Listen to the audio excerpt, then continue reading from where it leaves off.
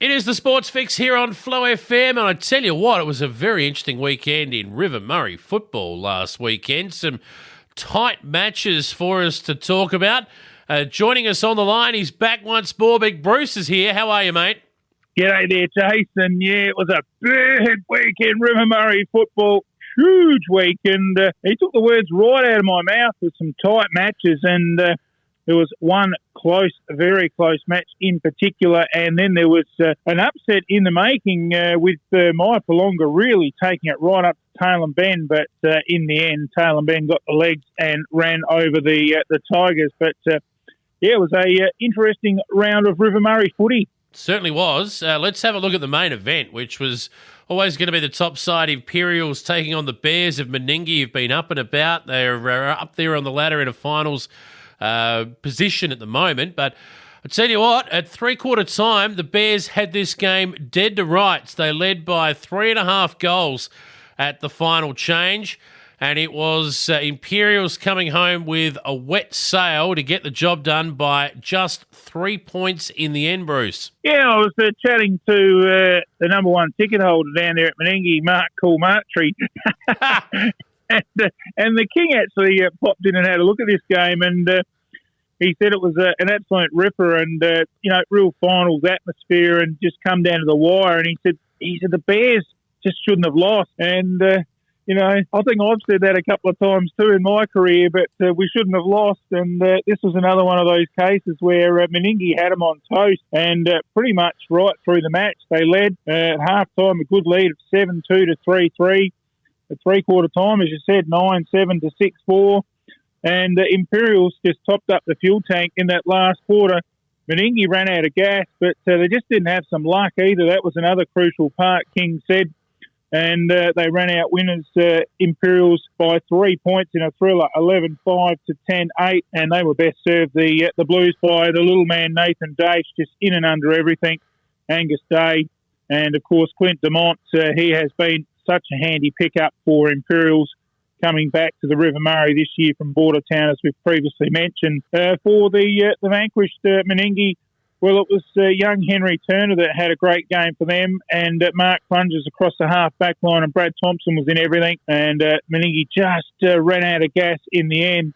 Looking at the major goal kickers, well, for the winners, Imperials, it was Johnny Boris, who was well held with just 2, and Sam DeMichel provided the second attacking position with 3, and he had a great game, and also Aidan Morrell with a couple with the major goal scorers. For the losers, Meningie, well, Sam Sanders, he's a bloke that can play forward, he can play a key back position, he's just so versatile, or he can play on ball, and he was just floating around those goal sticks, and he finished up with 3, as did one of their recruits this year, Jack Holliday, having a great season for the Bears.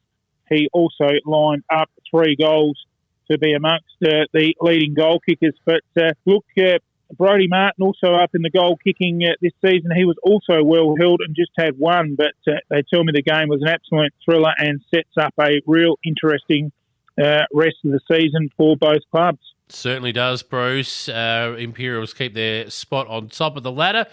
But they keep Jervois into second spot, of course, and they retain that by having a win over Ramblers. They basically switched it off at three-quarter time. This game was over by then, and allowed Ramblers to, they kicked a few in the last quarter in junk time, but really Jervois never in any danger of getting beat. No, they certainly weren't, and they had it under control pretty much at half-time, as you said, continued on their merry way with 5 goals in that third quarter. The premiership quarter, Ramblers didn't score and ended up running out winners by 38 points.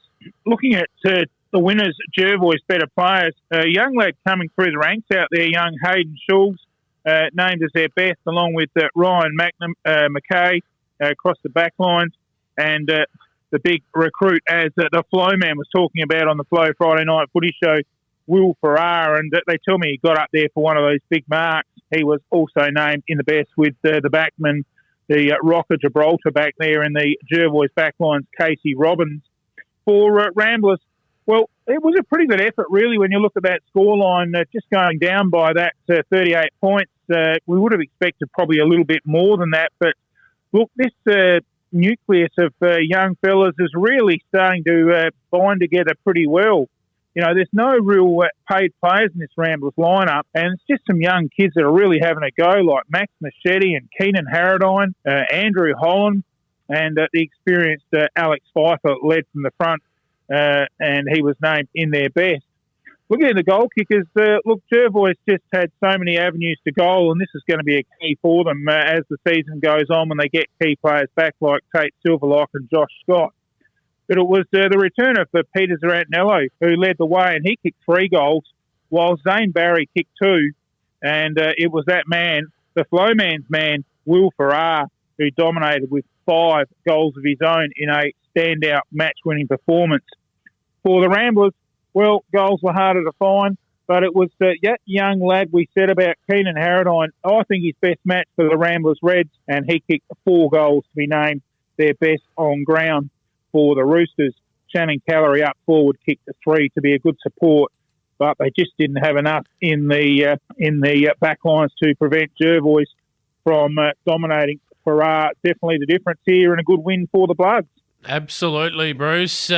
Last match of the round was at Mypolonga, where the hosts looked like they were just gearing up for a big upset over Tailem Bend at half-time, but well, the Eagles put on the afterburners after the long break and ran over the top of the Tigers and beat them by 20 points. Well, we spoke about this on Friday Night Footy Show with yourself and the Flow Man, that this was a danger game for the Tailem Bend Eagles, and it certainly proved that way. Quarter by quarter scores. Maipo jumped out of the blocks 2-4-1 to at quarter time. What about their second quarter performance where they kicked 5 goals to 4? It was a very big high-scoring quarter, but it gave them a bit more of an edge at half-time, leading on 7-6 to 5-3, and that really did look like they could cause a bit of an upset, and there was a lot of punters looking for the scores of this match at that stage and for the next quarter. And a great third quarter by Maipo where they stuck with Tailem, but in the end, Tailem Bend, and this is good for the Tailem Bend Football Club, that they've been able to come from behind because, you know, as we know, they've been down the doldrums for quite a few years, and just the confidence to come from behind and grab a win like this is a real confidence booster moving forward for the season. The final score in that last quarter, they ran away with it, as you said, 6 goals to Mypolonga's 3. Better players named for Tailem Bend were Keelan White. Now, he's transferred back to Tailem Bend this year from Imperials. And look, that's probably his best game for the club. Nick Westhoff, whether he can play down back, but in the ruck just dominated. And Connor Smelt around the goal front or centre half forward in good form. For Mypolonga, it was Regan Gotch, another young kid coming through the system out there at Tigerland. He was named their best. Import Stephen Mills was second, and no doubt why with his goal kicking. And Clark Stegmeyer in the back lines just repelled many attacks of Tailem Bend, and they probably would have won if it wasn't for Clark Stegmeyer by a lot more. So that was a look at the better players. The goal kickers, well, for Tailem Bend, it was Stephen Clay with a couple and Connor Smelt with a couple. Keelan White in, as I said, his best game with 3, but it was Jacob Wilson who was a standout and led the way with 4 goals around the big uprights. For Mypolonga, well, that was probably their key. They lost and they just didn't kick enough goals in that last second half. And they were led there with, as I said, Stephen Mills, who dominated with 4 goals in a great performance. That's what you like to see, one of your import players coming in and dominating in the best players, and kicking 4 goals, certainly well worth writing the check out. So they didn't have any other majors, all singles from there, Mypolonga, but a great win for Tailem Bend and a confidence-boosting one for them, and certainly seals and settles them in that top 5, which I think Jason looks fairly set. Certainly does, Bruce. Why don't we have a look at the ladder before we wrap things up? Obviously, we'll preview this round of matches on Friday night during the Flow Friday Night Sports Show. But the ladder reads very, very interestingly. It hasn't changed a heck of a lot from this time last week, but it does look like that final 5 is almost set in stone already. Yeah, one little move there was Taylor Ben just jumping up, and I might just let the flow man know about that on Friday night because, as you know, I penciled Taylor Ben on top spots, and I can't change that. That was where I said they'd finish at the start of the year. It's looking a little slim at the moment, but they have jumped up a couple of cogs from the weekend's round, and they move into third place.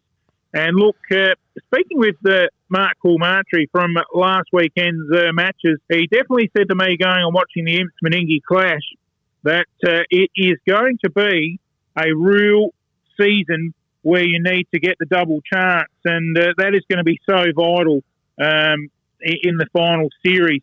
So that's a big key thing that he noticed from the match, that a double chance will be important. Imps on top, and they're a game clear on 6 wins from Jervois on 5 wins. And then we've got Taylor Ben slipping into that third spot with 4 wins. Of course, Meningie and Mannum having that draw. Meningie with 3 and the draw, and Mannum with 2 and the draw. And then, as predicted, right from the start of the year, Maipo in 6th and Mannum on the Ramblers on the bottom. There you go. It's an interesting-looking A-grade ladder there in River Murray football. Anything else before we wrap it up, Bruce? Well, I think you'd probably conclude there, Jason, with saying I don't think we've seen over the years the final 5. I mean, there's still a long way to go, but I don't think you've seen a final 5 set so early in River Murray football. And so, that's one of the key factors there. Whereas you look at the Mallee League just down the road, the Mallee League, well, it's really open slather at the moment. Any one of those 6 teams can beat each other, and it really is a close-fought Mallee competition out there this season. And we've seen that on the weekend where a bottom side BDT knocked off the top side Peak, so in a big upset. So, look, great for footy, and certainly the double chance, very important for the River Murray. But Imps at the moment look to benchmark with some great imports of Clint Demont and Ben Gogol. Yeah, no doubt, mate. Well, look forward to catching up with you on Friday night. We'll preview round 9 of matches in River Murray footy. Until then, mate, all the best. We'll catch you on Friday. Yeah, we'll do some big matches there, Jace. Jervois play Meningie, Ramblers play Maipo, and Taylor Ben play Mannum in a big clash. So we'll talk more about them on Friday night. Thanks, and we'll see you then.